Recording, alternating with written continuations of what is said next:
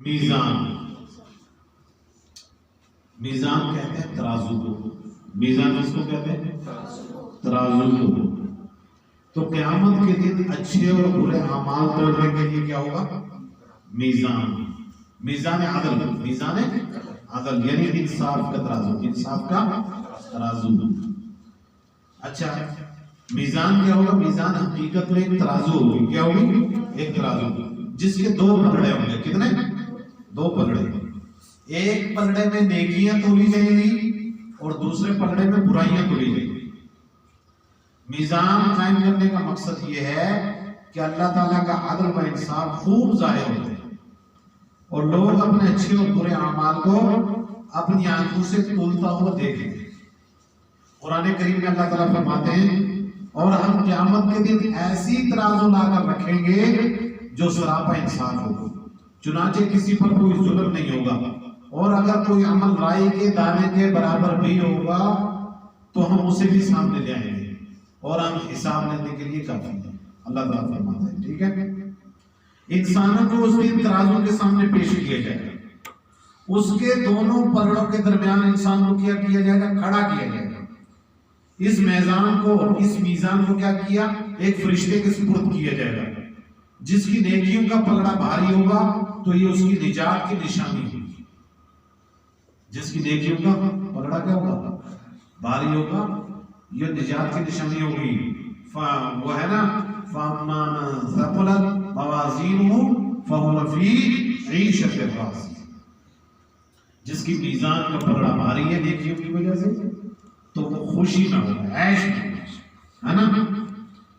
اور فرشتہ بلند آواز سے اس کو پکار کر کہے گا اور ساری مخلوق اس آواز کو سنے گی کہ فلاں آدمی نے ایسی سعادت اور نیک بختی حاصل کر لی ہے جس کے بعد اب کبھی وہ بدبخت نہیں ہوگا، جس کے بعد اب کبھی وہ بدبخت نہیں ہوگا، یعنی اس کی ساری پریشانیاں ختم۔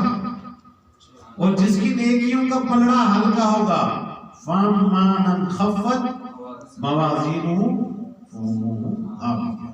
جس کی نیکیوں کا پلڑا ہلکا ہوگا تو وہ اس کے نقصان اور خسارے کی علامت ہوگی، اور وہ فرشتہ ایسی آواز سے پکارے گا جس کو ساری مخلوق سنے گی کہ فلاں آدمی ایسا بدبخت ہو گیا کہ اب کبھی بھی نیک بخت اور سعادت مند نہیں ہوگا۔ اللہ، یعنی اب اس کی پریشانیاں شروع ہو گئی ہیں۔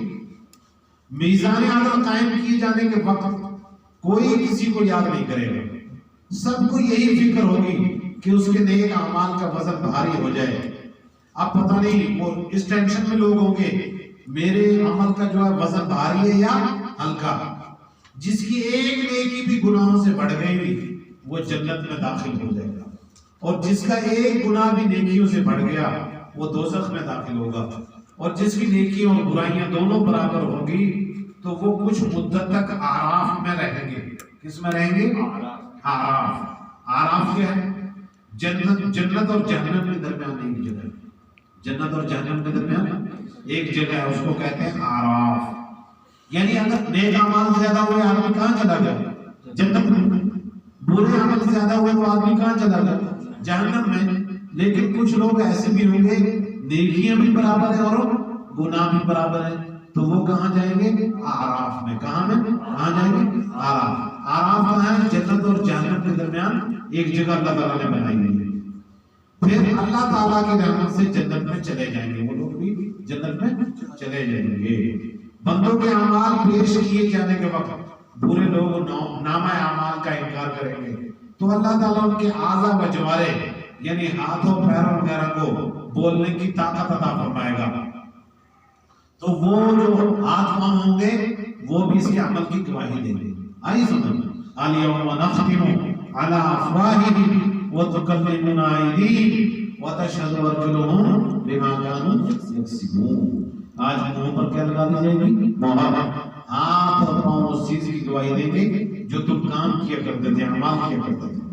اللہ تعالیٰ قرآن کریم میں فرماتے ہیں کہ ہم ان کے اوپر مہر لگا دیں گے اور ان کے ہاتھ ہم سے بات کریں گے اور ان کے پاؤں گواہی دیں گے ان چیزوں کی جن کو یہ لوگ کیا کرتے تھے۔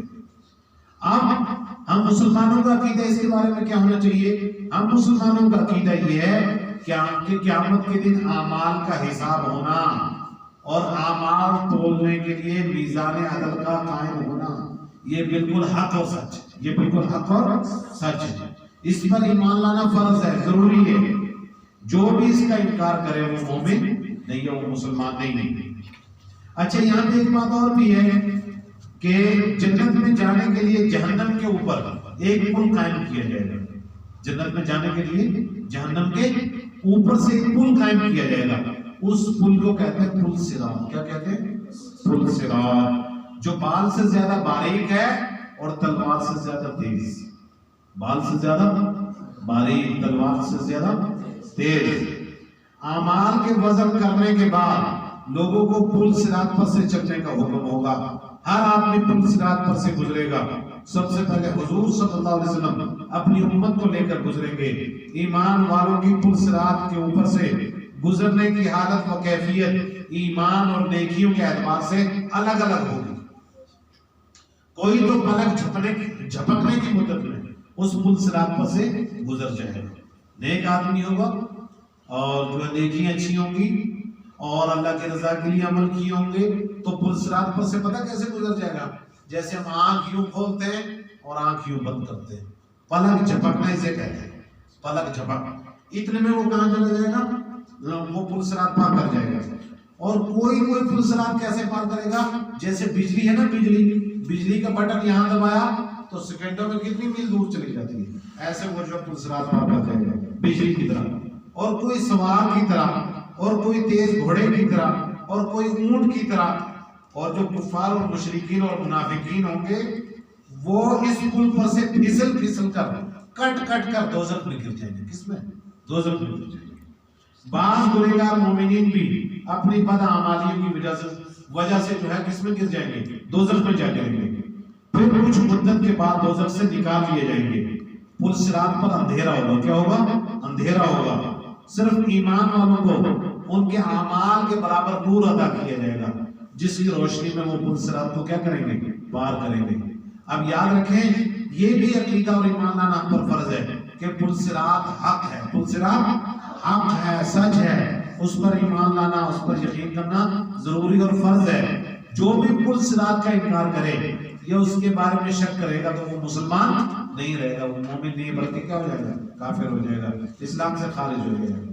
اللہ تعالیٰ سے دعا ہے اللہ تعالیٰ جو ہے ہمیں میزان میں بھی کامیاب فرمائے، پل صراط پر بھی کامیاب فرمائے، اور اللہ تعالیٰ ہمیں دونوں جگہ جو ہے رسوا و ذلیل ہونے سے بچائے۔ اللہ تعالیٰ سے دعا ہے اللہ تعالیٰ نے اس پر یقین بھی عطا فرمائے اور ان باتوں پر عمل کرنے کی توفیق دے۔ آمین۔